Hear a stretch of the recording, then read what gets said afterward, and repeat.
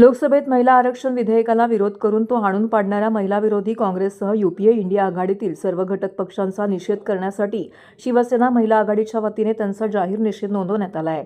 केंद्र सरकारने महिला आरक्षण म्हणजेच नारी शक्ती वंदन विधेयक मांडलं, पण हे विधेयक 2/3 बहुमत नसल्यामुळे पडलंय।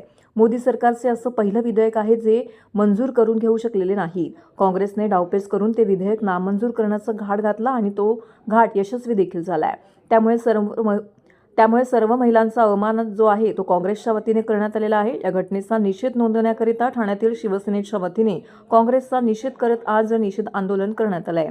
ठाण्यातील टेंभी नाका येथील आनंदाश्रम बाहेर आज हे विधेयक नामंजूर झाल्याबद्दल काँग्रेस सरकारचा शिवसेनेच्या वतीने निषेध नोंदवण्यात आला आहे। यावेळी ठाणे शहर महिला आघाडी माजी महापौर नगरसेविका मीनाक्षी शिंदे, नगरसेविका नम्रता भोसले जाधव, ज्येष्ठ नगरसेविका प्रमिला केणी, अपर्णा साळवी, ॲडव्होकेट अनिता गौरी, माजी नगरसेविका पूजा वाघ यांसह अनेक शिवसैनिक, महिला पदाधिकारी येथे उपस्थित होत्या।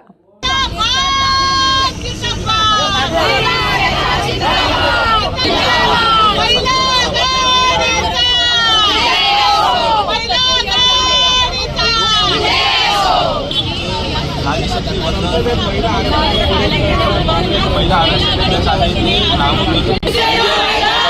सर्व घटक पक्षांच्या विरोधामध्ये हे निषेध आंदोलन आहे।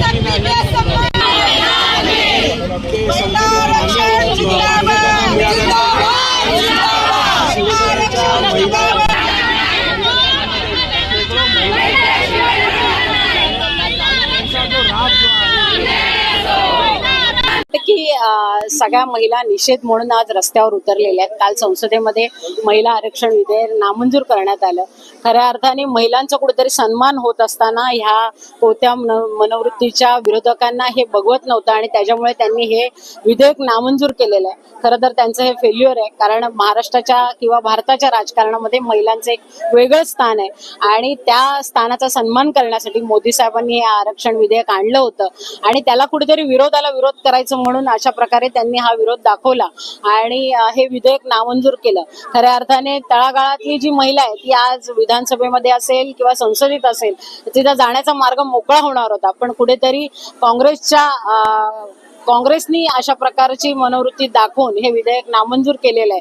तर खरं तर सगळ्या विरोधकांचं आम्ही निषेध करतोय। मला असं वाटतं की बहुमताचा आकडा जरी असेल तरी अशा प्रकारचे विधेयक मंजूर होत असताना 2/3 मेजॉरिटी लागते आणि ती मेजॉरिटी आपल्याकडे नव्हती, कारण 272ला जरी पंतप्रधान बसत असतील तरी 352 हा आकडा आपल्याला 2/3चा पाहिजे होता आणि 54 मतांनी कुठेतरी आपण हे विधेयक आपल्या नामंजूर झालेलं आहे। तर मला असं वाटतं विरोधकांनी त्यावेळी जर आपल्याला मदत केली असती तर आज महिलांसाठी हा मार्ग मोकळा झाला असता। 2023 मध्ये विधेयक आलं होतं, पण अशा प्रकारचं हे विधेयक आज जे संसदेत आणलं होतं त्याच्यानुसार हे जे सगळे मला जसं सांगितलं की मी संसदेत असेल विधानसभेमध्ये असेल महिलांना आरक्षण मिळालं असतं की आतापर्यंत 2-4 मोजक्याच जागेवर महिलांना आरक्षण सीट दिल्या जात होत्या, पण 33% आरक्षणामुळे आपल्याला महिलांना खूप फायदा झाला असता आणि तळागाळातली महिला जी आज चूल मूल घर सांभाळते ती कुठेतरी विधानसभेमध्ये किंवा संसदेत बसण्याचा तिचा मार्ग मोकळा झाला असता, पण आज ते विरोधकांमुळे थांबलेलं आहे।